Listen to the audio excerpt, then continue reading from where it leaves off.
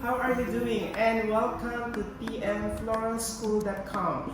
And today we are going to do a mix of dried arrangement and fresh flower arrangements. Are you ready? Let's go!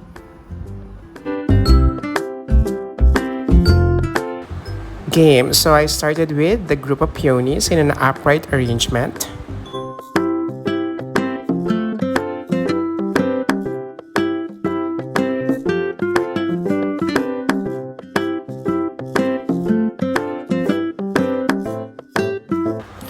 And now let's add more peonies. So some are cut short, some are in mid-range, and make sure you have some in and out effect on your arrangement.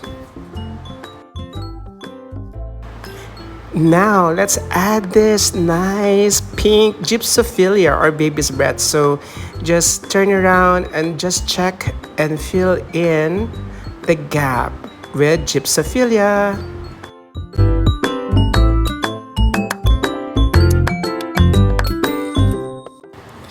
Why not add some tulips on your arrangement? For this one, I use around 10 stems in front and as well as the back.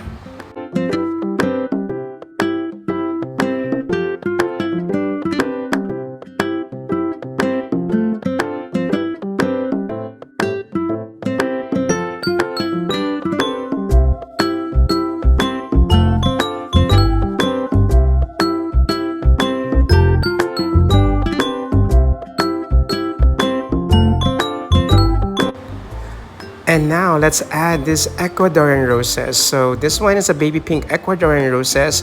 It's called Christa.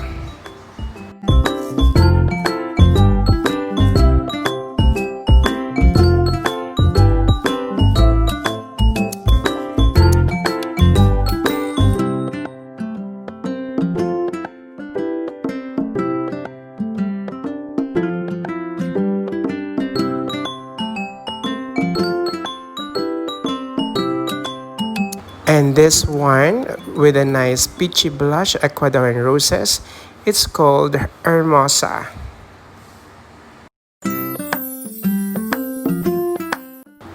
Don't forget to flex each petals outward and blow and twist to make the roses look exaggeratedly big for this arrangement.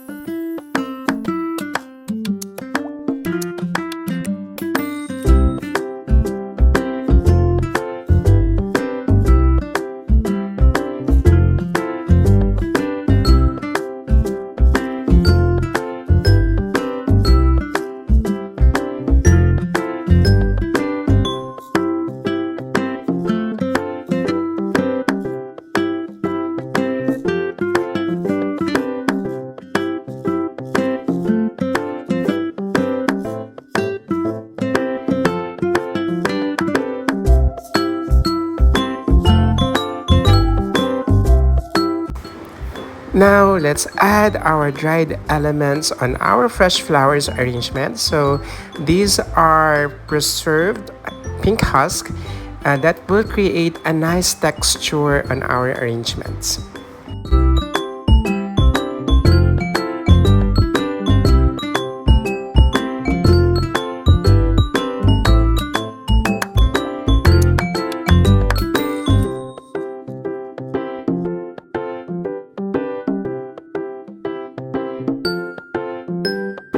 I also add this nice preserved seeded eucalyptus in deep burnt red.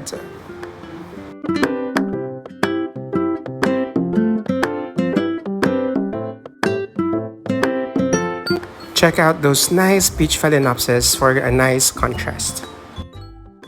Now we're done with the fresh flowers. Let's add some dried ornaments.